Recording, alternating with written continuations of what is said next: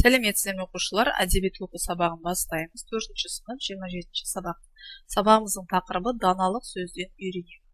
Сабақтың мақсаты сөйлеу барысында мақал-мәтелді, өлең жолдарын қолданамын, талдап мұқият оқимын, шығармашылық жұмыстарды түрлі нұсқада ұсынамын. Құрастыр. Бірінші тапсырма мұғалімнің көмегімен сыр сандықтан шыққан мақал-мәтелді аяқта.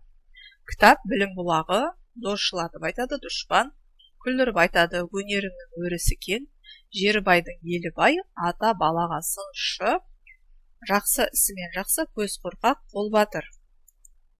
Екінші тапсырма сыр сандықта берілген сөйлемдердің негізгі ойын анықта, ортақ аталып айт. Есіңе түсір мақал-мәтел үлгі өнеге ретінде айтылады қысқа әрі ұйқасты сөз, ол ауыз әдебиетінің бір түрі.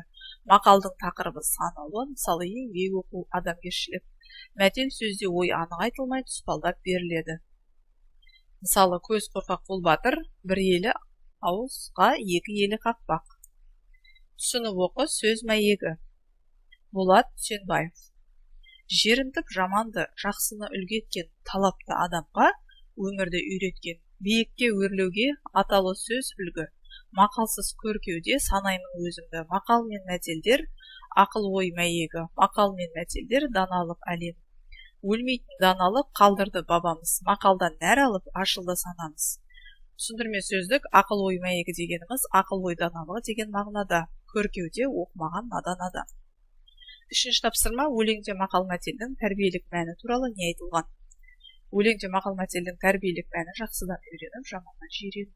Төртінші тапсырма өлмейтін даналық қалдырды деген сөзді қалай түсінесің? Өлмейтін даналық қалдырды деген сөз тәрбиелік мәні бар құнды сөздер. Бесінші тапсырма мақал-мәтелді үйде кім көп қолданады? Мақал-мәтелді үйде көбінесе ата мен әжем қолданады. Ойлан, өзің білетін мақал-мәтелдің бірінші бөлігін жазып, жалғасын көршіңнен сұра. Оқу білім азығы, білімдіге дүние жарық, ұстазы жақсының, ақыл азбай тон, өнер алды. Жетінші тапсырма суретте кейіпкерлерге қандай мақал-мәтел айтар едім? Бірінші суретке сақтықта қорлық жоқ. Екінші суретке тату болсаң досыңмен, билерсің төтеп дұшпанға. Құрастыр. Сегізінші тапсырма өлеңнің сөздерін пайдаланып, екі мақал-мәтел құрап жаз. Ойна маймын отпенен. Ойлағандар ұғады, сақтық жақсы деп келем. Өрт ұшқыннан шығады, ойна маймын отпенен. Өзбай байбақұлы. Құдай сақтансаң сақтайды, ұшқын түбі өрт. Орында. Тоғызыншы тапсырма өздерін құраған мақал-мәтелдің мазмұны постер жасаңдар. Үйге тапсырма сыныпта оқушылар мен сыныптастар арасындағы мақал-мәтел сайысына дайындал. Мақал-мәтелдің маңызы деген тақырыпта ойыңды жаз. Мақал-мәтелдің маңызы ғасырлар бойы ұрпаққа ауыздан ауызға тарап, мәнін жоймай сақталған мақал-мәтелдерден қазақ халқының тұрмыс-тіршілігін, дүниеге деген көзқарасын, арман мүддесіне дейін байқауға болады. Мағынасы терең, ойды дәл берген мақалды кез келген дау-жанжалда, халық өміріне қатысты қажетті шешім қабылданғанда көбіне қолданудың маңызы зор болған.